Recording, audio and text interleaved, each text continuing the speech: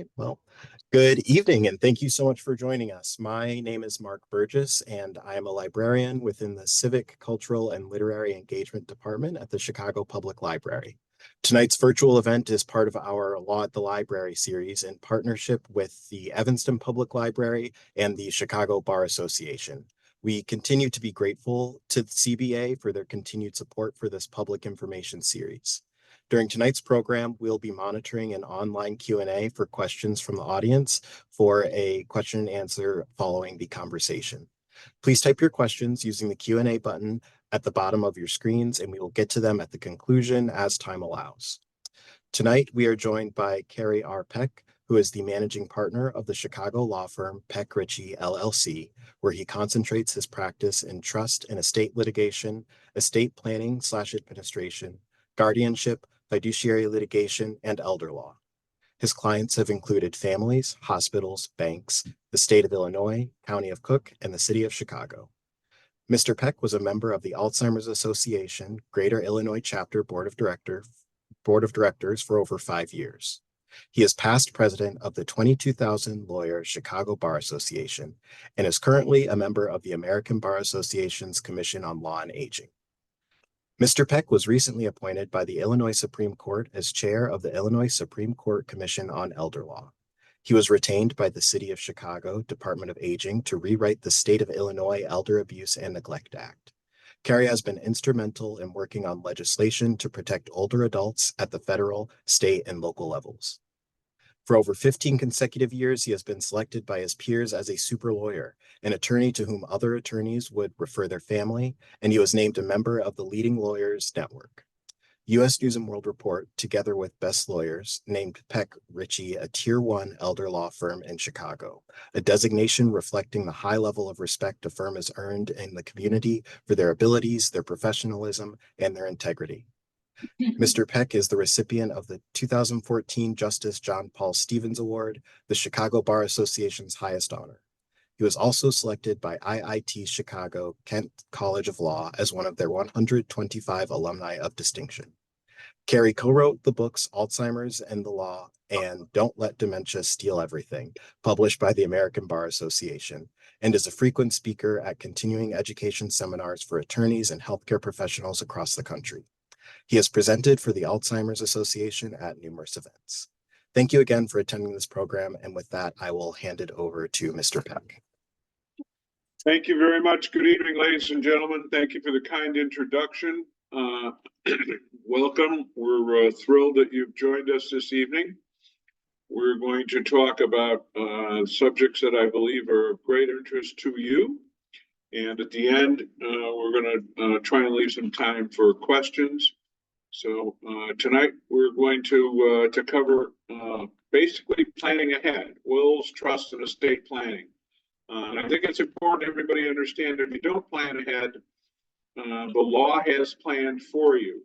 And it's critically important. For example, before we get to our first slide, if you die without a will in Illinois and you have a wife and 2 minor children, your wife gets 50% of your assets and your minor children get 50% of your assets, which means that your wife is going to be going into court every time she needs money for the minor children. Not what you expect, not what you want, but if you don't plan, ladies and gentlemen, that's the issue. So, Lauren, my assistant, is on with us tonight. Lauren, let's go to our first slide, please. So hypothetical number 1, James is a successful businessman with a growing company. By the age of 30, Mia, James' girlfriend, has been by his side since they were teenagers and helped him get his business off the ground. While the two have never been married, they do have a 3-year-old daughter, Emily, and recently purchased their first home together. James and Mia have always lived in the here and now, and with getting the business off the ground, never much focused on planning for the future. Besides, they were both so young and barely had any money until the recent success of his business. Next slide. One evening, the unthinkable happened. James was riding his motorcycle home from work, was involved in an accident with the distracted driver. Driver of the vehicle that hit James walked away uninjured, but unfortunately, James passed away at the scene. Me and James' family is devastated at his untimely passing. He was still so young, had so much life to live, a business to keep growing, and a family to support. How could this happen to them? Prior to his passing, James had not gotten around to completing an estate plan. He always wanted to make sure Mia and Emily were taken care of, but getting it done always ended up on the back burner. He thought the money to pay for the planning would be better put to use on growing the business, fixing up the home, etc. Mia hires a probate attorney to begin settling James' estate when she finds out that his parents have already begun the process, seeking to administer his estate themselves. You might be waiting until it's too late. So if you don't have a will, what would motivate you to get one? And this chart kind of relates based on a survey that was done. What would motivate people to get a will done? 41% of the respondents in the survey said a medical diagnosis or a health concern. 16% said the death of a loved one. 20% said family expansion, perhaps another child. 22% said the purchase of a home. 21% said retirement or other aging milestone. 14% said if it were an employer benefit, they would do it. And 24% of the respondents in this survey said nothing would motivate them to get a will. Well, maybe this story will. I'm not sure. Next slide, please. So what is estate planning? Estate planning, of course, is a distribution of estate assets upon death. Asset protection, estate tax planning. In Illinois, we have an Illinois inheritance tax. We have issues of avoidance of probate. You can avoid a post-death probate proceeding.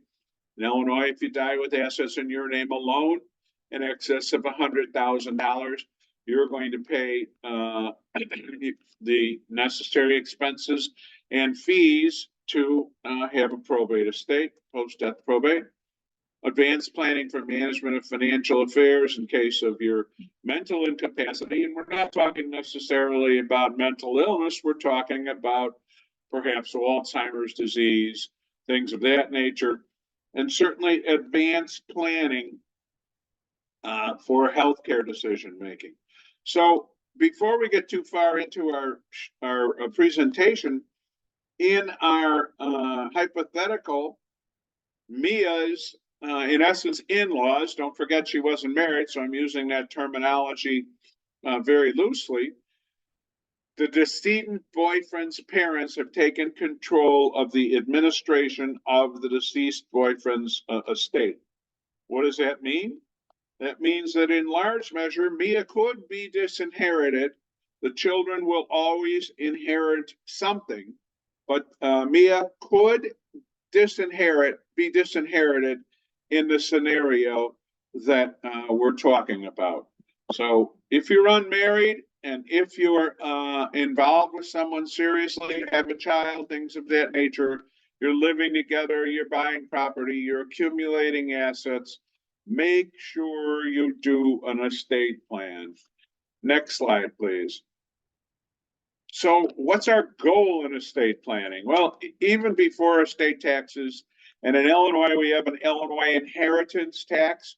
If you die with assets, again, in your name alone in excess of $4 million, they don't have to be exclusively assets in your name alone, could be joint tenancy assets. $4 million threshold, you're going to pay an Illinois inheritance tax. The federal tax is much higher amount of money in terms of owning assets. That's 12 million is the threshold before the tax. So we want to try and protect our assets from creditors. We want to preserve family wealth for future generations. We want to provide for support and income flow to the family under all circumstances. We want to manage assets for those who cannot manage it for themselves, perhaps minor children, perhaps those that are stricken with Alzheimer's disease. And we want to do business succession planning. We want to make sure that our business passes, if we can, to those that we want. not somebody else picks. Next slide, please. So what can I expect when I do an estate plan? Well, a small estate plan is going to focus on how and who will manage your estate for your benefits during your lifetime, should you become unable to manage them yourself. For example, if you have a stroke, do you have a plan for somebody to manage your assets? Who's going to manage your assets? Are you going to be forced to go into court and file for guardianship and have the judge manage your assets? And under what circumstances does it make sense to distribute your assets during your lifetime? How and by whom your personal care and health care decisions will be made during your life if you become unable to make your own decisions regarding the management of, one, your health care, two, your assets. How and to whom will your assets be distributed after your death? Who will be the guardian of your minor children should you become disabled? No, still not working good. A large estate plan has to address the various ways of preserving assets for the beneficiary's benefit.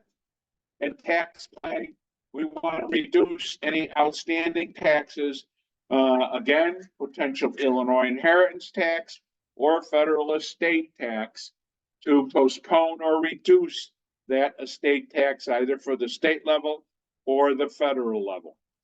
Next slide, please. So one of the basic components of an estate plan is what we call a power of attorney. You'll notice there on the screen is the Doublemint twins. Why? Because one twin is potentially going to act for the other. A power of attorney is a legal document. In our hypothetical, one twin granting authority to the other, whom you trust, somebody you trust, doesn't have to be a family member, 90% plus the time it is, whom you trust to act for you in certain circumstances. In essence, your legal clone. Again, the Doublemint twins, your legal clone. Someone you trust, someone who loves you more than your money, and someone that's going to take care of you when you need to be taken care of. And the management of either your assets, your property, or your health care. So in Illinois, we have two types of powers of attorney. One is a power of attorney for property. Do not be misled. The term property is not exclusively real estate. It is property, assets, money, could be real estate, but it's property, which is a generic term for assets and money. So if I appoint an agent, again, that's someone I love, to make decisions to manage me, manage my assets, someone that I believe loves me more than my money. Why? Because I don't want him to steal my money. I want him to manage my financial affairs, my money, my assets, my property, when I'm incapacitated and cannot manage my assets by myself. Why? Because it avoids guardianship. Guardianship is a lifetime probate. Should I become disabled during lifetime and am I unable to manage my assets and unable to manage my health care, the Illinois law would require us to go into court and file for guardianship. So an agent under power of attorney has the authority to manage real estate as well as other assets. It's particularly useful to manage assets that cannot be owned in joint tenancy. Many married couples own their assets in joint tenancy. Husband and wife, or A and B, own their home in joint tenancy. When husband dies, wife automatically inherits the home. A power of attorney agent can use a power of attorney to manage a healthcare savings account, an IRA account, a retirement account, or property that's not in trust and might be in my name alone. When I'm incapacitated, my agent can use a power of attorney to manage my home, my assets. Additional powers under a power of attorney, my agent can handle my income, my other tax activities. My agent can sign and file my tax returns. My agent may be able to create estate planning or tax planning instruments. My agent may be able to make a gift on my behalf. My agent may be able to create and establish a Medicaid planning trust. My agent may be able to change title to the property and gain access or consent to the release of all types of medical information and records, so they'll have the necessary information to plan how to pay for the services that I need. So this is a very, very powerful lifetime document. Next slide, please. Second type of power of attorney in Illinois is a power of attorney for healthcare. Again, the concept is the same. I name someone to make decisions for me when I'm not capable of making those decisions on my own.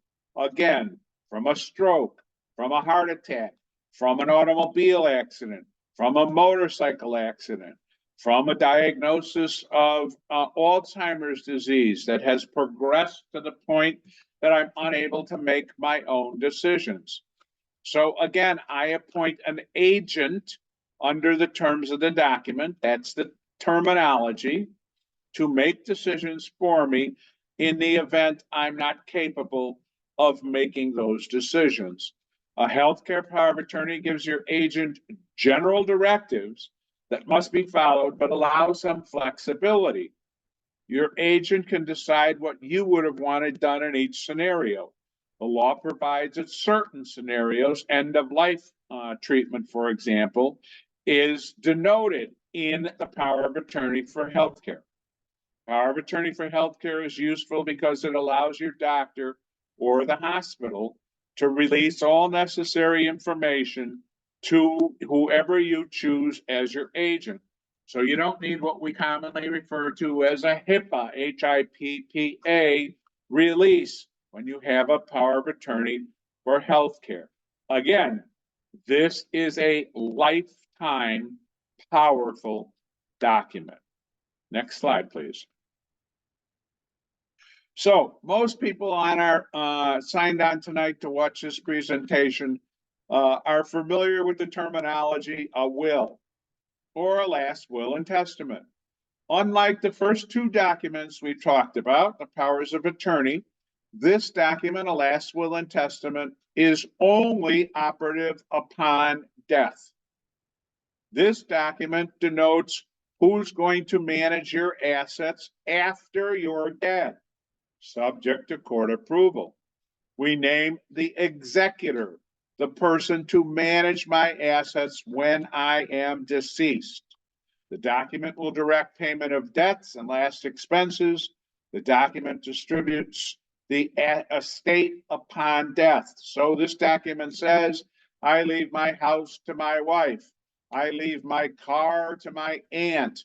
I leave my boat to my uncle.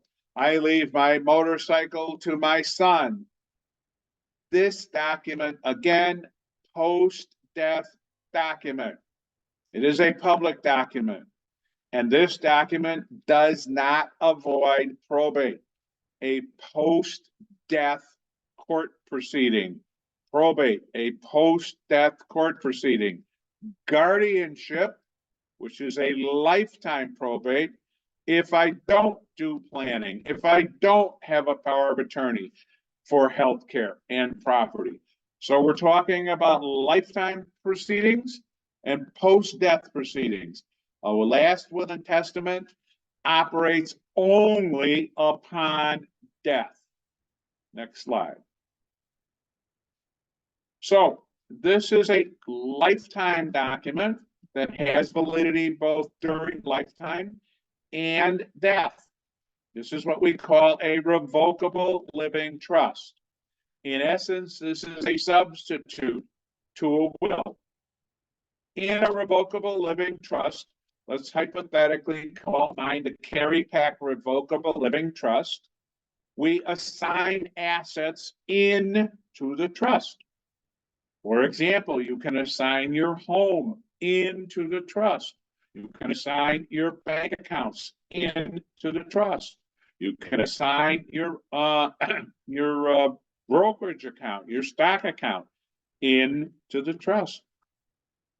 This document avoids a post-death probate. Why? Because it is created during your lifetime and your assets are retitled. That's what it means to assign your assets into the trust. Your assets are retitled. Again, in Illinois, if you die with assets in your name alone, in excess of $100,000, a post-death probate court proceeding is required under the law. A revocable living trust is a private document, need not be filed with the clerk of the circuit court. A will must be filed with the clerk of the circuit court after you die. A revocable living trust can be amended during your lifetime. After you die, cannot be amended. A revocable living trust avoids the need for what I called already a lifetime probate. It avoids that guardianship case. Why? Because it says, upon my disability or death, I name Mark to be my successor trustee. This document, you name yourself your trustee during your lifetime to manage your assets under your revocable living trust. This revocable living trust allows for estate tax planning. There is no protection for the person that creates the trust in asset protection planning. It allows for a mechanism to manage assets for the beneficiaries and can provide some creditor protection. It is an integral part of an estate plan if you wish to avoid post-death probate. Next slide, please. So we also have what's called an irrevocable trust. An irrevocable trust is used primarily to facilitate gifts to children or other individuals that require asset protection. The person that creates the trust, called the grantor, cannot make changes to the trust or retain the right to take back any money. Often a complex estate tax reduction strategy will incorporate an irrevocable trust. Next slide, please. So what is probate? We've talked about it. This lays it out for you to see on the screen. Probate is a court-supervised process by which a representative, if you die with a will, it's called an executor. If you die without a will, it's called an administrator. That's the representative. Representative is appointed by the probate court to collect a decedent's or a deceased person's assets, pay the decedent's debts, and distribute the balance to those entitled to receive. Probate law is governed primarily by state law and secondarily by the applicable local county procedure. So your probate estate is probated and heard by the court in which you die a resident of, whether it's Cook County, Lake County, McHenry County, Kane County, DuPage County. Your probate estate will be administered in the courthouse of the county in which you die a resident of. Now, the persons entitled to the estate are identified in a decedent's last will.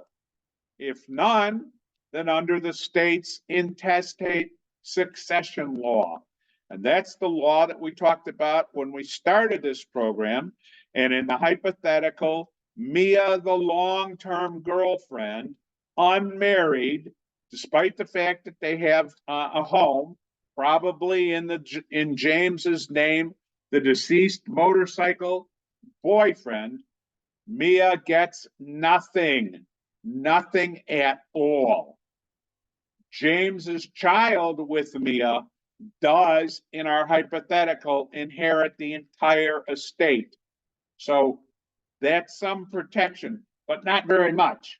James, before he died in his motorcycle accident, no doubt would have wanted his longtime girlfriend to receive something to both take care of her and their child they had together. So probate is primarily a statutory, means it's written in the law. The law is called the Illinois Probate Act, that lays the groundwork for the procedure of settling estates. Next slide, please. Probate court is a forum for estate issues. Most estates run smoothly and are often completed and closed without issues. However, when the family members or beneficiaries do not get along, or the estate plan was not crafted carefully, complications can arise. Dahlia, we're going to wait and take questions at the end. Thank you. I see your hand is raised virtually. Next slide, please. So potential estate complications. They open with a will validity challenge when the will was perhaps not properly executed. There could be a will contest. Some of the beneficiaries of a will can contend there are issues of fraud, forgery, capacity. Did an individual have the mental capacity to do the will at the time it was signed? Did the individual that signed the will fall prey to undue influence by someone who wanted to benefit from the will and cut other people out? For example, if a will is done by mom and dad is dead, and one of the children takes mom to a lawyer, cutting out all the other children, an argument could easily be made by the other children that the child that hired the lawyer and took mom to do the will had unduly influenced mom at the execution of the will. The undue influence and the capacity issues will be assessed based on basically the day of signing and the events leading up to the day of signing. Will construction is another potential complication when the terms of the will are ambiguous. The document says, I leave my property to my children. Well, what if the individual didn't own any real estate? Or, make it worse, what if the individual owned a house and a farm and had promised the farm in a different scenario in a deed who had somebody else's name on the farm? So wills could be ambiguous, subject to construction. Heirship dispute, when the identity of the decedent's heirs are disputed. Sometimes we find, ladies and gentlemen, men have children that they don't know about, or children that they didn't acknowledge during their lifetime. That's becoming a more common dispute in heirship. Creditors, when potential creditors file claims that are disputed or contested. Potential creditors obviously could be credit card creditors, or what if the decedent loaned money to one of his friends and didn't pay it back? Citation to discover or recover. It's a court proceeding that's filed in a post-death probate to recover an asset that maybe have taken from the decedent during his or her lifetime, while perhaps mom was subject to having been diagnosed in advanced Alzheimer's disease. One of the kids took the house, persuaded mom to sign over the house to them during mom's lifetime before death, but when she was incapacitated mentally as a result of her cognitive impairment. Breach of fiduciary duty, when the representative acts improperly or the agent under power of attorney for property steals money. That's an agent. That's a breach of fiduciary duty. That's what it's called in the law. Or what an accounting of the estate activities or fees charged are disputed. One of the kids is in charge of the estate, refuses to provide an accounting, or does an accounting that omits one of the biggest assets, the house or a 3-flat that's collecting rent. So that could be another potential estate complication. There are a lot of potential estate complications.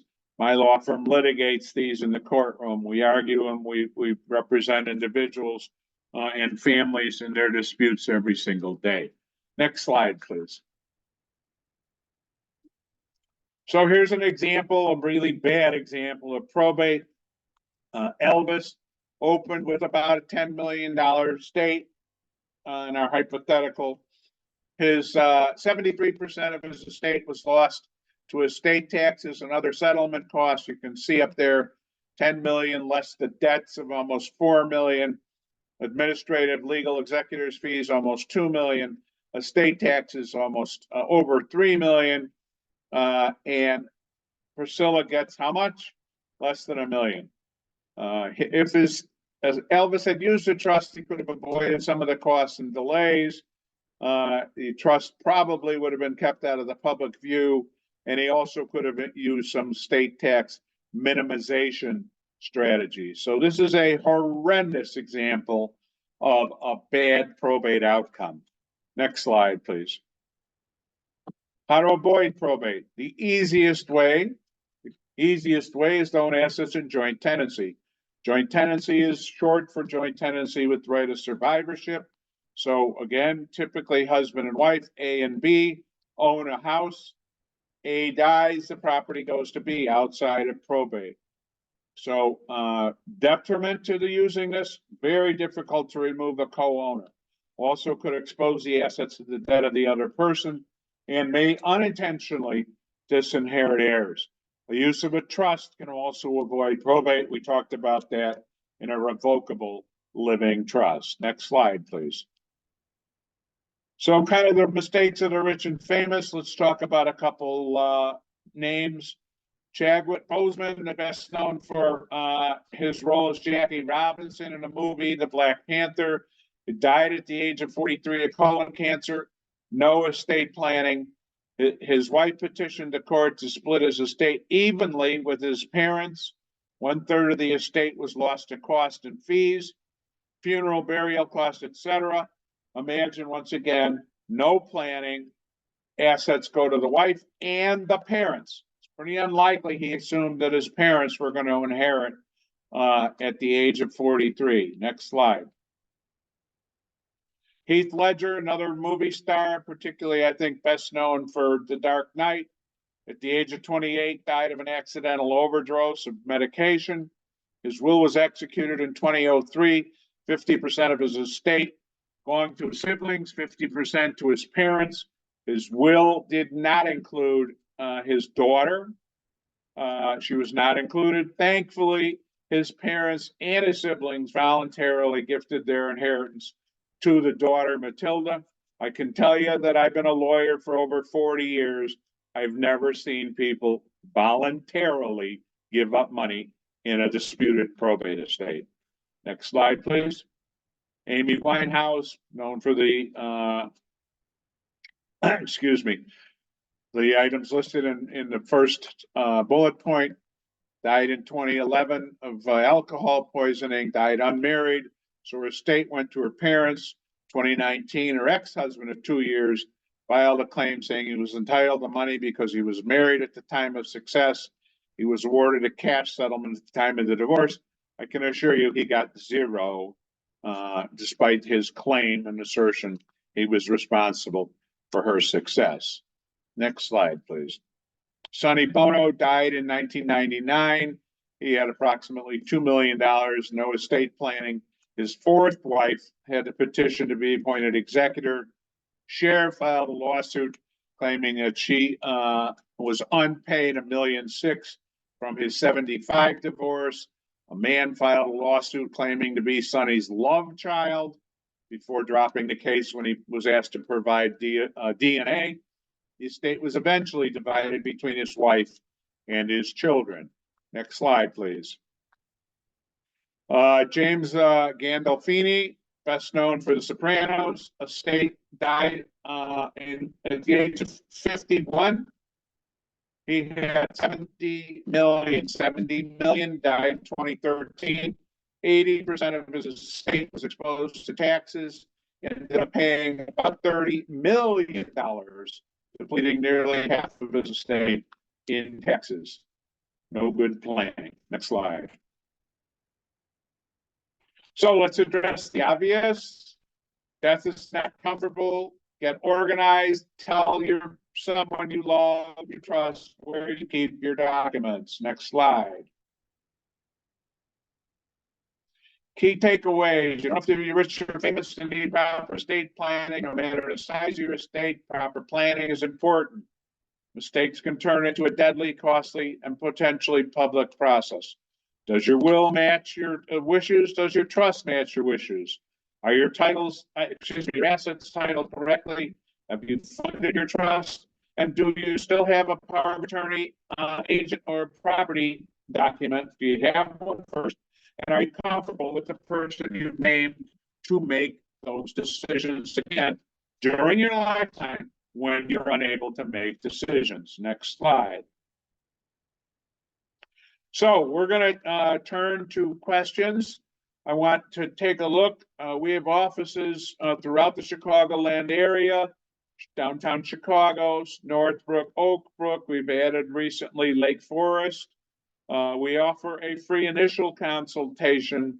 I think that if you heard the introduction to this presentation, you know that we are leaders in this area of the law and have received awards, are constantly selected as the finest lawyers in town. And we offer winning solutions both in and out of the courtroom. Please let us know of your questions today so that we can answer them. And thank you very much for joining us today. Thank you to Chicago Bar, Chicago Public Library, and cooperation of the Evanston Library. Take it away, Mark. All right. Thank you very much for that presentation, Mr. Peck. I think we can all agree that that was very enlightening. I learned a lot, certainly. So I'm going to go ahead and stop the recording now.